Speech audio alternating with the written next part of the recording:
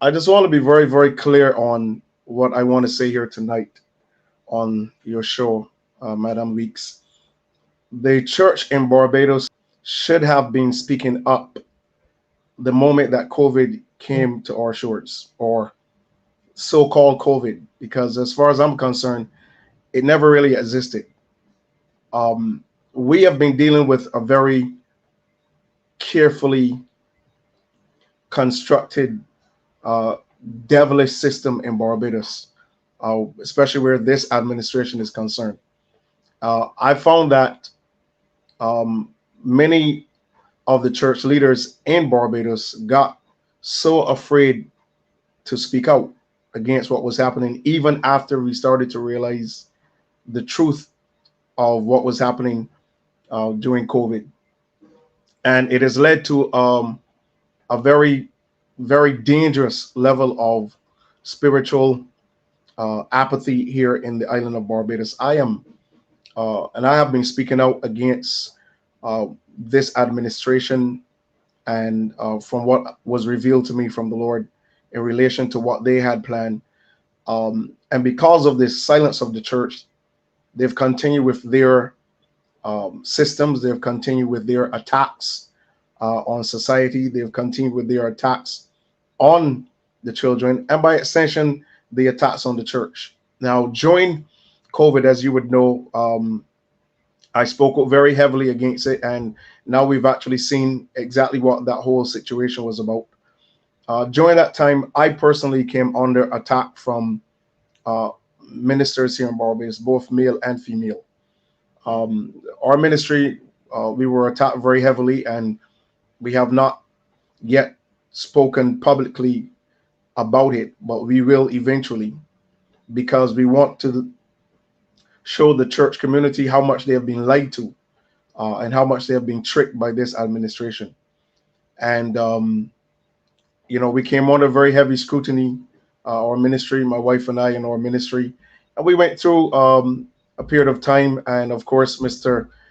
Franklin, he was right there with us. As a matter of fact, when we were at COVID, and I'm going to say this so that on some level, individuals have an understanding of what we had to deal with. Um, Mr. Franklin contacted us regarding our phones being tapped while we were at Paragon. So this situation that we went through had nothing to do with COVID. It was just because we were interfering with their plan. And I am thankful to God for using myself and using individuals like Mr. Franklin and Mr. Corbin, and gentlemen like Lumbumba and Bongo Lights, and those individuals who came to the fore and began to speak publicly against what was happening. But the church in Barbados has gone silent, and because of that, this is where we are today. And it seems like there is a section of the political hierarchy here in Barbados that can do almost anything and get away with it. And I think the time has come for the church in Barbados to begin to speak out more strongly against these things that are happening, and not just speak out, but begin to call for resignations.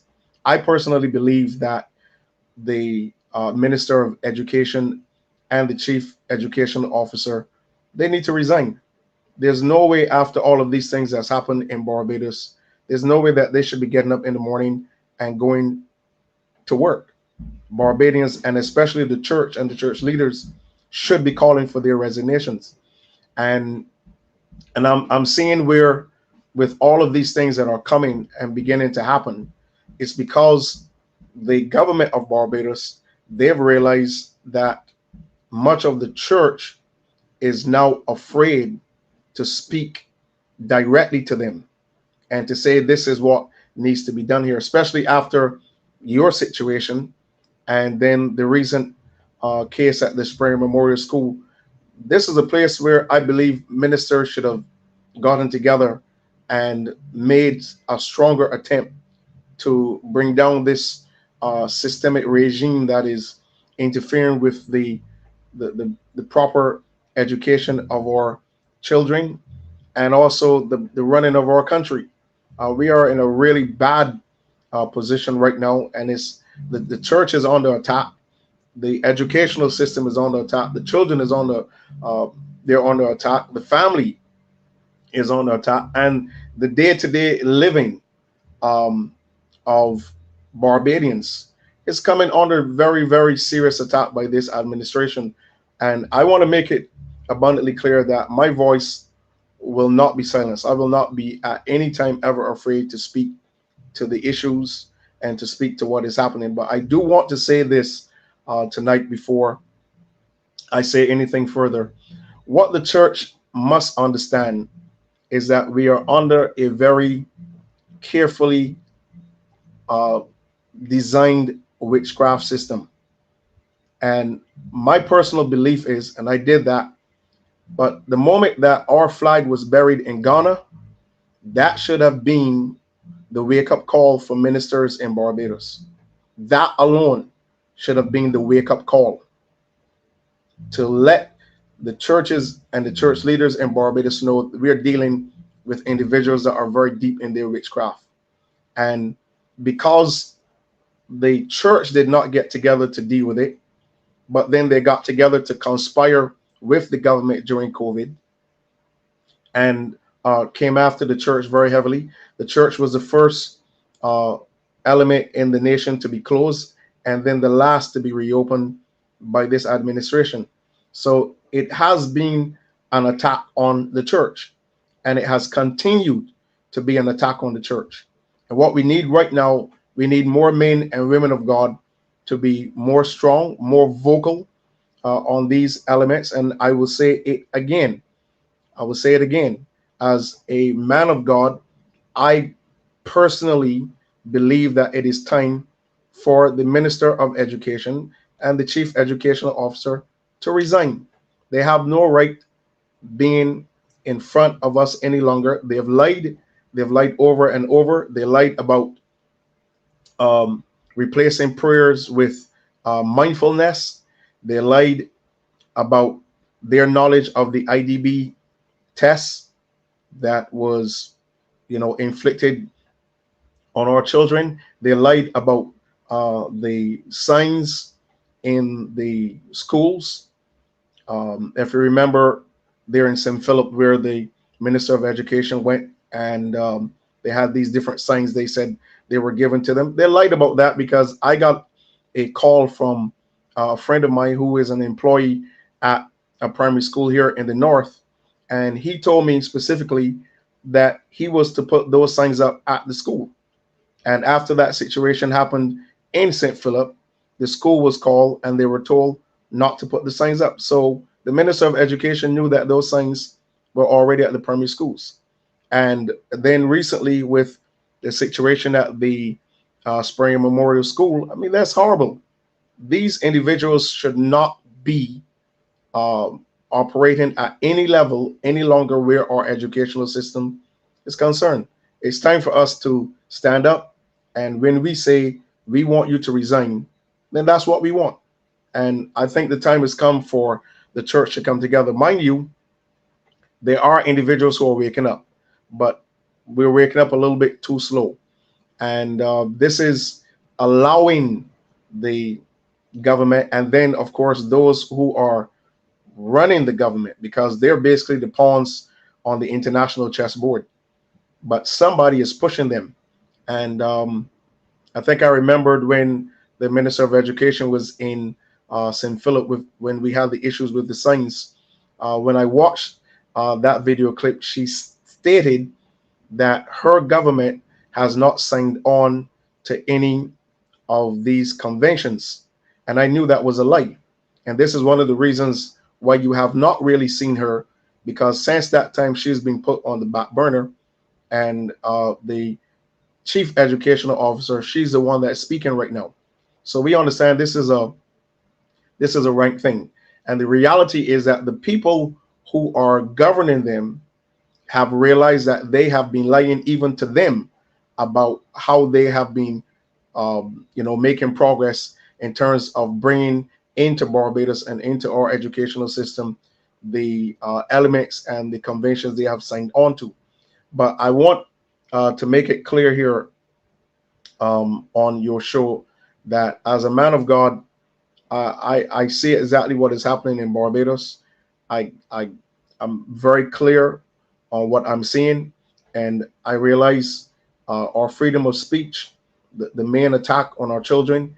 I think way back since 2005, after I got the vision from the Lord about the plan of the educational system, how they've planted individuals within the educational system to, bring curses and to change the destinies of our children.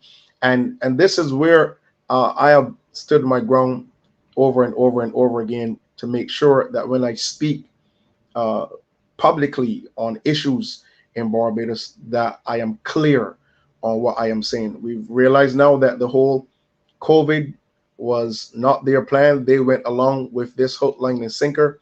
They've damaged Barbadians. They've interfered with their future. They've interfered with their financial destinies, and they're consistently coming and implementing things to make life harder for the average Barbadian. And I think Mr. Franklin spoke about that, and Reverend Adderley spoke about that recently as well too. But I want you to know that what you're asking here tonight, these are things that are beginning to raise their head here in Barbados, and it's happening over and over and over again, which means that there is a hidden agenda.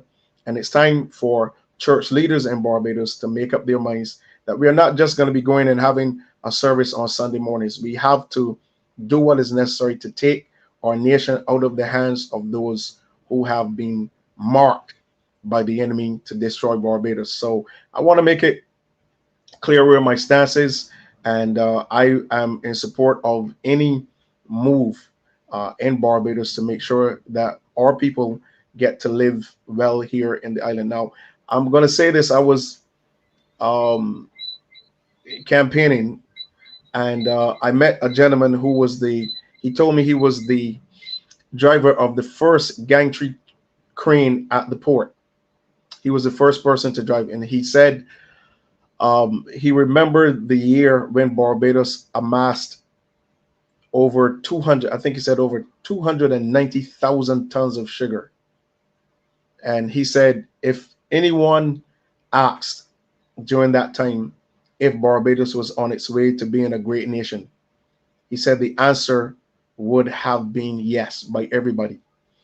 And he started to cry, and he said what pains him is that he's going to die in a Barbados that's now struggling to amass 29,000 tons when they were doing over 300,000 tons.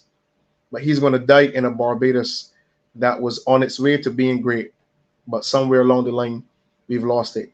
And we cannot allow individuals to continue to destroy the future of Barbados and the future of the people of Barbados because they are just a part of an elitist society.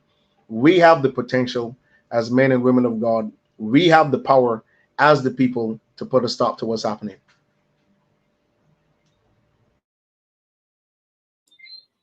Yes, Apostle, I mean, so very well said. You talked about several things, and you talked about resignation. How do we go about that? I mean, we could sit here and we say, we know you've laid out the reasons why they should resign, especially those in the Ministry of Education. But how do we go about making that happen? How do we, how can we get them to resign? What are the steps? What would you say to people who are listening? At this point, we do not have um, an opposition. So it is obviously something that cannot go to Parliament because we do not have a current opposition. But what we can do is to draft a petition and have individuals between 3 to 4 to 5 to 10,000 persons across Barbados to sign that petition, asking for the resignation of the Minister of Education and the Chief Educational Officer. That petition will be presented to the um, president, um, and we would ask based on the signatures that we have and presenting that to the president, we will simply say this is um, um, a petition signed by over 20,000 concerned Barbadians, and we have no confidence in the uh, functioning of the Minister of Education or the Chief Education Officer. And we're asking for their instant removal. We're asking for them to resign. The president should have that kind of power in Barbados. And even if it goes to the point of drafting a petition to ask for the removal of this government, this administration, and for an interim government to be set up, and also for a date for elections to be called in Barbados, so that we can move forward with the work that is necessary to bring Barbados where it needs to be. I do not think that we will ever get to know the damage that has been done to Barbados until we have seen the back of this present administration. I've said it over and over and over again. Um, this is the most demonic administration we've ever had. And I've had ministers of the gospel called me and, chewed me over for making that statement. But I stand behind what I said, and I stand behind saying it now again. This is the most demonic administration we've ever had.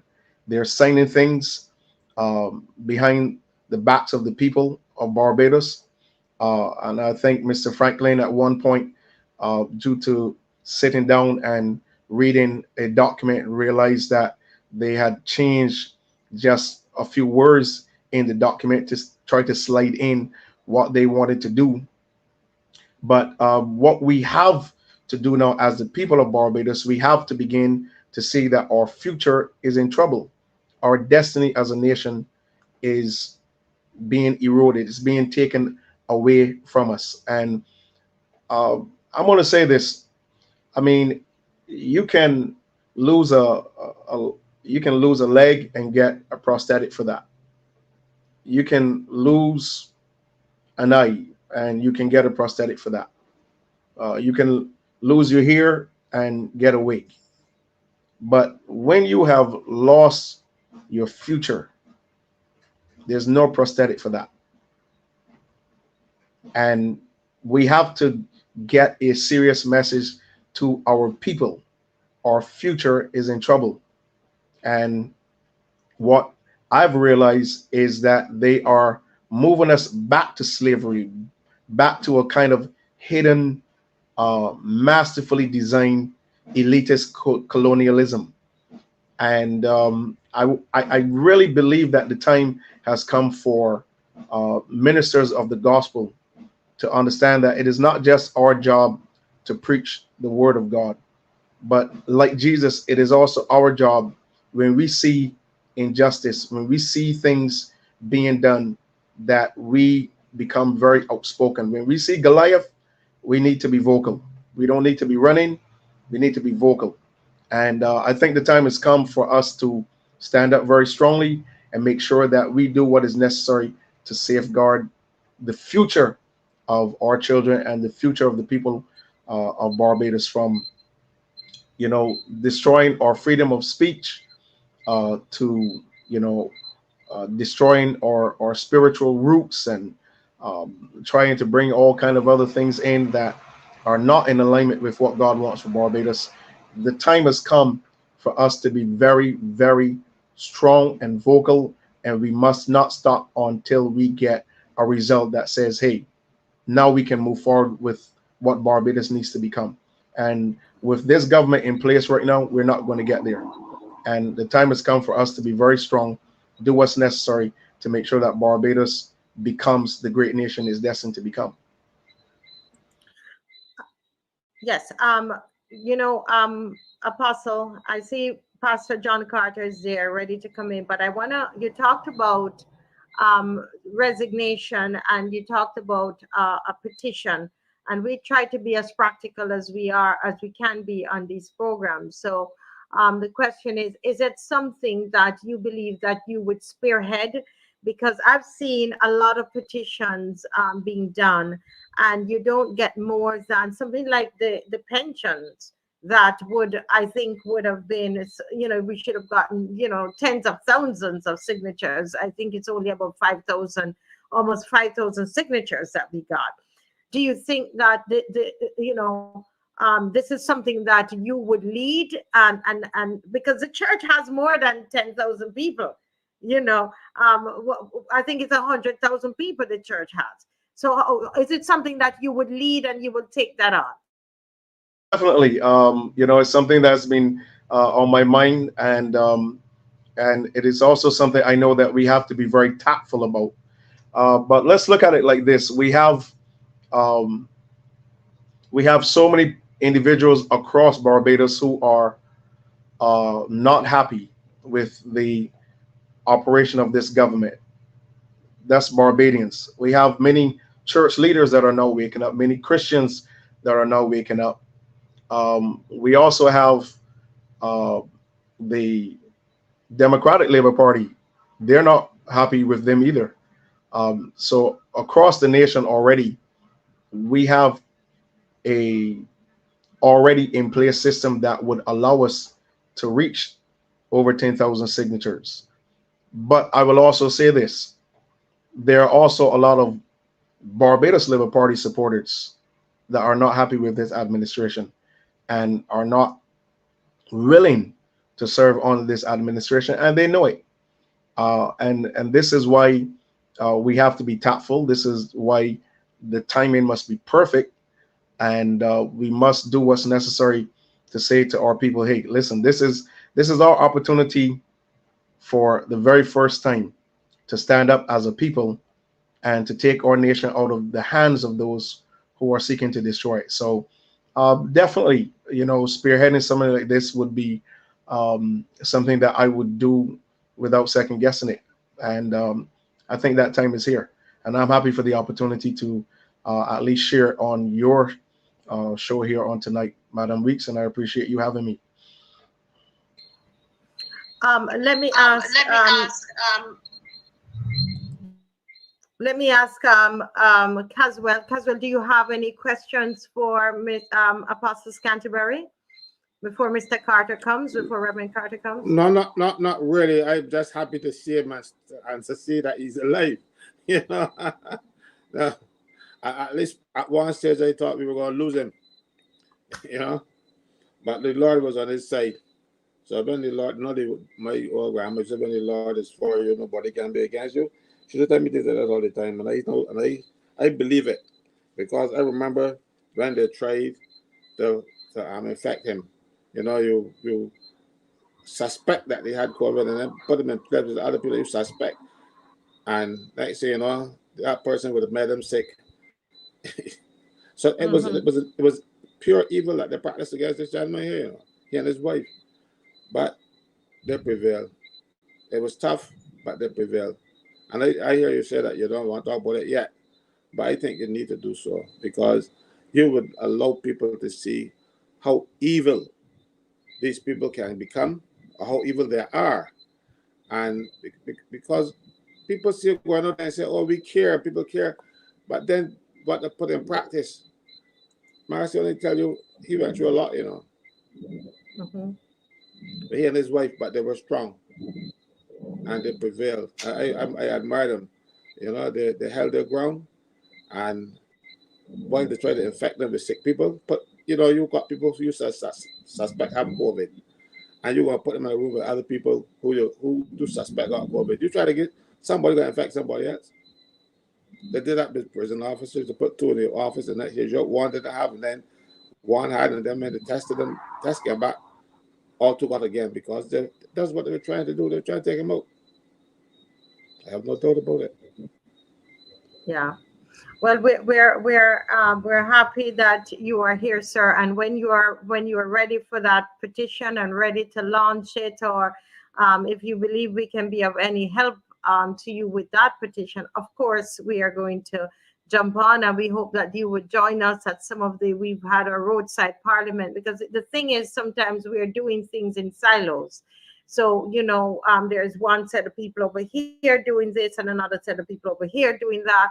There are marches that are happening and so on. And I think things are happening as we're saying, but we need to be able to come together on different things, find what we have in common and actually, work on it. And we would see the numbers are there, but because we're working in different areas, we don't realize how powerful we are. I want Mr. Reverend to come, but there's something you talked about an election, and somebody wrote about a by-election. How feasible is a by-election? I don't know all the laws as it relates to that, because we will have to wait another 3 years or so for the general election. A by-election, how do we get that to happen? Because a lot of people are just tired of them and want them to go. How do we get a by-election? The issue of that would be on the constituency level. It would take individuals, because it's your vote, our vote, that puts them there in the first place, and it is your voice, our voices, that can move them. If we are not happy with their performance, then we determine that we no longer want you to represent us. And that is the kind of power that needs to be given to the people of Barbados. And well, I should say that is the kind of power that we have, but we do not exercise it. Okay. And this is where, if you're not happy with your representative, you get together with the people of the constituency. You do your own petition. You make a petition to the leader of that party, and you let that leader know we no longer want this person representing us. And evidently, once we have that system in place, it has to begin to move towards the system to create a by-election with the Electoral and Boundaries Commission. And that is the process that Barbadians have access to, and we have a right to it. But many times we are so afraid to stand up and to speak out because we're afraid of being victimized. You can't victimize everybody, but at least if we do what is necessary to bring to the minds and the consciousness of the people that we have that kind of power, then we can get a lot of stuff done. But if we continue to be afraid and we're worried about, people knowing that we are part of this, or, being involved in this, we've got to get away from that whole issue of fear. And fear is crippling the activity of the people here in Barbados. And, as Mr. Franklin said, we did go through a lot, and thank God for him. But I'll tell you this, on every level, and my wife she probably would be worried, but I'm going to say this to tell you about on your show tonight. I'm going to tell you what happened to me here in St. Peter. Okay. I was here at my office, and I had a gentleman that came to me, and I'm going to say this tonight on your show so that more people will hear it. And he said, I came looking for you, Mr. Scantlebury. He said, I'm a returning national.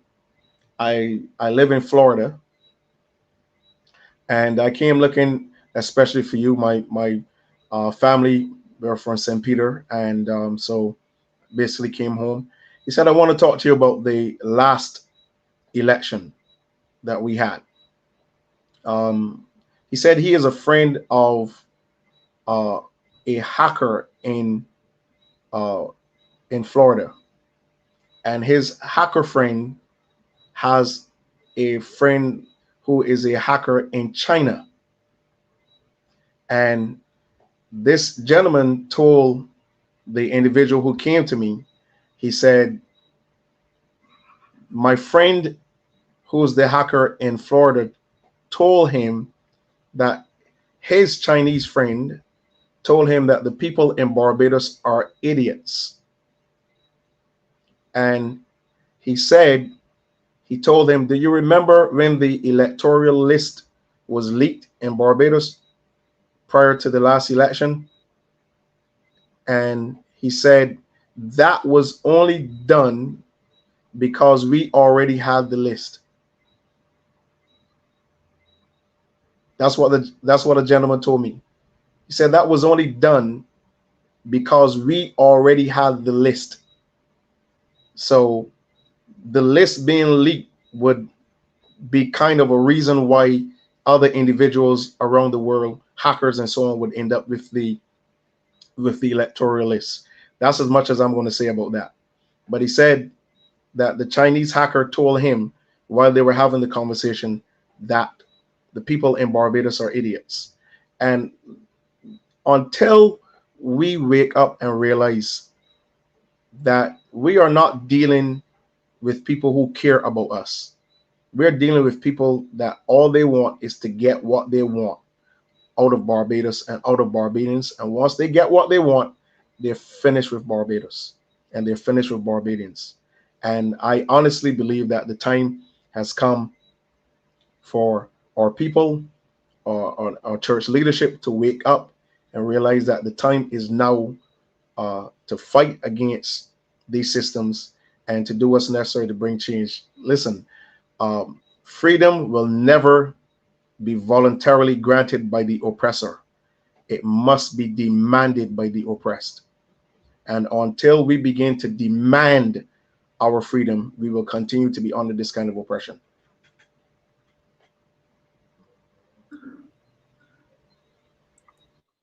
Okay, thank you so much, Apostle Scantlebury. We could talk some more again. We would ask you to come back, especially when you set up the petition, and and that we can, as I said, work together.